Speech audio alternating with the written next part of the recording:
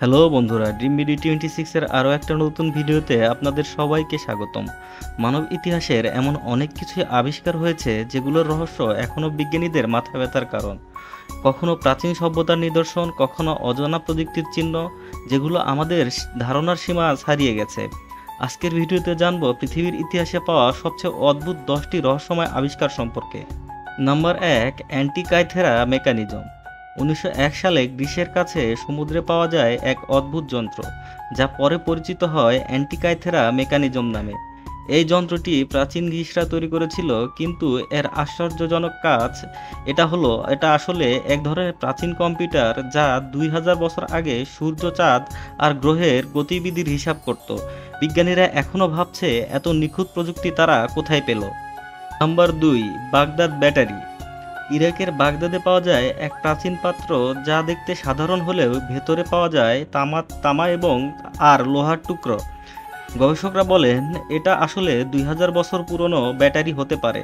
প্রশ্ন হলো, তখনকার মানুষ বিদ্যুৎ ব্যবহার করত কিভাবে? নাম্বার 3, সাকার বার্ড। 1898 সালে মিশরের একটি কাঠের পাখির মূর্তি পাওয়া যায়, যেটির আকৃতি আধুনিক বিমানের মতো। পুরাকীর্তিবিদেরা এখনও বিভ্রান্ত, এটা কি কেবল খেলনা ছিল নাকি প্রাচীন মিশরীয়দের আকাশে ওড়ার ধারণা ছিল হাজার বছর আগে থেকেই। Number 4, London hammer. 1936 সালে আমেরিকার টেক্সাসে একটি হাতুড়ি পাওয়া যায় যা জমাট পাথরের উপরে আটকে ছিল। পাথরটির বয়স ছিল 4000 মিলিয়ন বছর। আর তাহলে কি এই হাতুড়ি মানুষের তৈরি করেছিল, নাকি পৃথিবীতে মানুষ আসার আগেই মানুষ এই হাতুড়ি তৈরি করেছিল? নাম্বার 5, পিরিরেইস মানচিত্র। এক তুর্কি অ্যাডমিরাল পিরিরেইস 1513 সালে এক মানচিত্র আঁকেন। আশ্চর্যের বিষয় হলো, এই মানচিত্রে এমনভাবে অ্যান্টার্কটিকার উপকূল দেখানো হয়েছে যেন বরফ ছাড়া সময়ের চিত্র এটি। অর্থাৎ তিনি এমন কিছু জানতেন যা আধুনিক বিজ্ঞানীরা বহু বছর পর জানতে পেরেছেন। Number 6, Nazca Lines. পেরুর মরুভূমির আকাশ থেকে দেখা যায় বিশাল সব লাইন আঁকার চিত্র, যেগুলো শুধু আকাশ থেকে দেখলেই বোঝা যায়। কে এঁকেছিল এগুলো, আর কেনই বা এঁকেছিল? কেউ বলেন এটা ভিনগ্রহীদের বার্তা, কেউ বলেন দেবতাদের জন্য তৈরি মন্দির। এখানে আসল রহস্য এখনও অমীমাংসিত হয়ে আছে। Number 7, Shigir idol.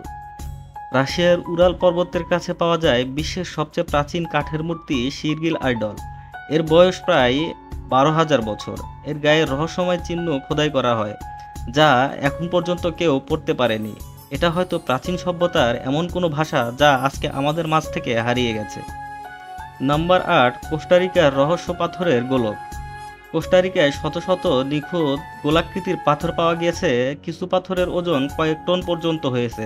কে তৈরি করেছে, কিভাবে বানিয়েছে, কেউ জানে না। বিজ্ঞানীরা এখনও এই গোলকগুলোর রহস্য উদ্ঘাটনে ব্যর্থ। Number 9, the Voynich manuscript. এটি একটি বই যার ভাষা এখন পর্যন্ত কেউ পড়তে পারেনি।